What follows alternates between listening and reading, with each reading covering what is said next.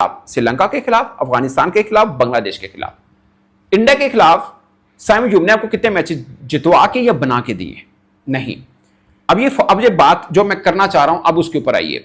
India हार गया और वहां पे भी यही शोर मचा हुआ है कि आप कुलदीप यादव को हर जीत के बाद पहली उनको हार हुई है। वैसे पहली हार तो पहली हो गई थी पर्थ में, अब ये दूसरी हार हुई है। लाइक सीरीज में इनको हार हुई है, लेकिन अवे में 2 सीरीज में इनको हार हुई है। इंडिया अपने घर में जीतता आ रहा है या चैंपियंस ट्रॉफी भी जीता, उसकी वजह क्या थी? 2 अहम कैरेक्टर, एक कुलदीप यादव, दूसरा वरुण चक्रवर्ती। वरुण को तो वो लेके नहीं गए, कुलदीप को वो खिला नहीं रहे हैं क्योंकि ऑलराउंडर्स की शेप में है।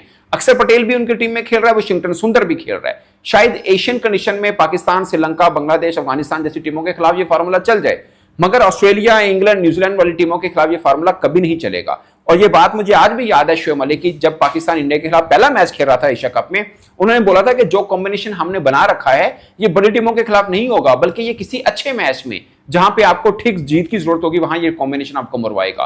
क्योंकि शोएब मलिक खेले इंटरनेशनली, उनको अंदाजा है चीजें कैसे होती हैं। आप अगर जिसे बोलते हैं ना आधा तित्ता आधा बटेर, वो वाला मामला लेके चलेंगे तो हाँ, एक ऑलराउंडर सभी टीम में होते हैं जो अच्छे भी होते हैं, मगर वो अच्छा ऑलराउंडर हो तो, जैसे इनके पास पांड्या है, वो नहीं है, तो उसके बाद इन्होंने 2 ऑलराउंडर, वो भी स्पिन ऑलराउंडर डाल दिए ऑस्ट्रेलियन कंडीशन पे।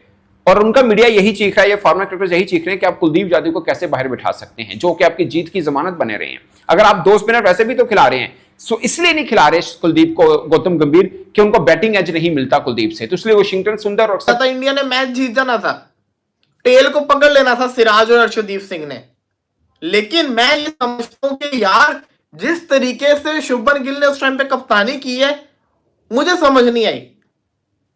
हर्षित राणा का बॉल करवा रहा है, अक्षर पटेल से बॉल करवा रहा है। हाँ, उस वक्त अर्शदीप सिंह को कुछ हुआ था, वो बाहर था, मालिश करवा रहा था। सिराज ने फील्ड करते हुए उसको कुछ हो गया, वो बाहर चला गया, मालिश करवा था। लेकिन जब आपके पास वाशिंगटन सुंदर पड़ा हुआ था, उसके ओवर्स थे, तो उसको उस टाइम पे क्यों नहीं ओवर करवाया?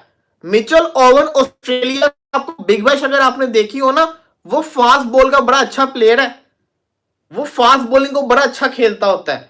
आपने क्या किया, उसको उसके सामने पेस लगा दी और उसने रख रख के मारा और वो सेट हो गया। और वो टर्निंग पॉइंट था मैच का सारा, वो सारा का सारा टर्निंग पॉइंट था। और वहां पे जिसको कहता है ना, मैच पूरा का पूरा बन गया। हर्षित राणा पूरा का पूरा इंडिया को एक हार्डी श्रॉफ मिल गया। जो मैं दिखा रहा हूं ना, 21 से 30 ओवरों के बीच में सिर्फ 38 रन दिए, 2 विकेटें डाउन करी, ये एक मोमेंट था जहां पे इंडिया जीत सकती थी। लेकिन उसके बाद जब शॉट आउट हुआ, 187 हो गया, और उसके बाद ओवन जब आउट हुआ, वहां तक तो खैर था ही कुछ नहीं, बचा ही कुछ नहीं था। लेकिन ये चौथा, 5वां और 6ठा विकेट गिरने में बहुत देरी हो गई। 6ठा विकेट तो खैर मैच खत्म ही हो गया था, वहां तक तो कुछ ज्यादा था नहीं, हो तो जस्ट एक फॉर्मेलिटी बची हुई थी। मिचेल मार्श 11 रन बनाए 24 बॉल में।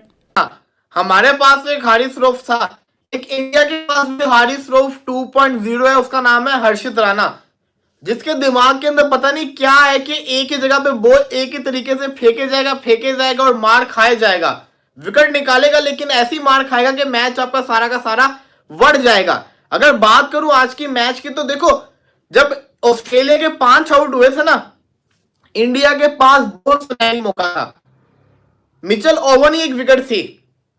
अगर इंडिया मिचेल ओवन को आउट कर पटेल के साथ जाते हैं कि दोनों बल्लेबाजी भी कर लेते हैं, मगर वो अपना रोल कितना कर रहे हैं? कहने को वाशिंगटन सुंदर ने भी दोनों मैचेस में विकेट्स ली हैं, मगर वो जिसे बोलते हैं ना, बिल्कुल वेस्ट विकेट्स थी, जिसमें उनके खाते में लिखी जाएंगी कि विकेट है, जैसे हमारे साइम अयूब के खाते में लिखी जाएंगी कि वो विकेट है, मगर मैच में कोई असर नहीं है। और जब पाकिस्तान एशिया कप से 15 दिनों में 3 मैच हारा था, मैंने उस वक्त भी वीडियो की थी, मैंने कहा था कि पाकिस्तान इस इंडिया को कहीं पर भी नहीं हरा सकता, 101 वेन्यू के, वो है ऑस्ट्रेलिया। अब आप हमारे पास आइए, जब रिजवान कप्तान थे वनडे के, उधर हमने 3 मैचेस की सीरीज 2-1 से जीती थी। उसकी वजह क्या थी कि हमने 4 रेगुलर बॉलर डाले थे, चारों फास्ट बॉलर। हसनैन भी हमारे थे, नसीम शाह थे, शहीन शाह अफरीदी और हारिस रऊफ उस सीरीज में मैन ऑफ द सीरीज हुए थे। और 3 मैच में एक भी मैच ऐसा नहीं था जो 40 ओवर से ऊपर गया हो, यानी 4 के अलावा किसी बॉलर को ओवर भी नहीं मिला था। ये चला था, हमने इस तरह से हराया था ऑस्ट्रेलिया को, 4 रेगुलर बॉलर। आज ऑस्ट्रेलिया का कॉम्बिनेशन इंडिया के खिलाफ देख लें, उन्होंने भी 4 रेगुलर बॉलर डाले हैं, और जो 5वें बॉलर का रोल है, यानी 10 ओवर 40 से 50 वाला जो ओवर वाला एक 10 ओवर का जो रोल है, उन्होंने 4 बॉलर से करवाया। वो शॉर्ट ने भी बॉलिंग की, ओवन ने भी बॉलिंग की, कनौली ने भी बॉलिंग की है। और उसने मतलब 4 बॉलर के साथ वो ट्रेविस हेड ने भी बॉलिंग की है, तो 4 बॉलर के साथ उन्हें 10वें ओवर वाला निकाला है, क्योंकि उन कंडीशन पे या अच्छी टीमों के खिलाफ आप आधा तीता आधा बटेर नहीं कर सकते। अगेन साइम अयूब ठीक है, बॉलिंग कर रहे हैं, आईसीसी रैंकिंग पूरा का पूरा ये डूब चुका है, ये डूब चुका है, ये खत्म हो चुका है प्यार मोहब्बत में।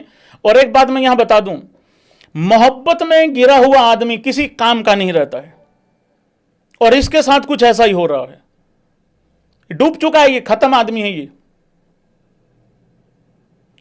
विराट रोहित शर्मा को कैप्टनसी से हटाने का मुझे कोई फायदा नहीं नजर आता है, बस यही इकलौता नजर आता है कि ये बंदा बर्बाद हो चुका है, प्यार मोहब्बत में लुट चुका है, बर्बाद हो चुका है, इसको कुछ नजर नहीं आता है। ये देख ही नहीं रहा है मेरी टीम की रिक्वायरमेंट क्या है। ये सिर्फ इतना देख रहा है कि भाई मैं किस तरीके से अपने प्यार को ये जताऊं कि भाई मैं भी भाई तेरे जैसा ही हूं। पड़ेगी उनकी।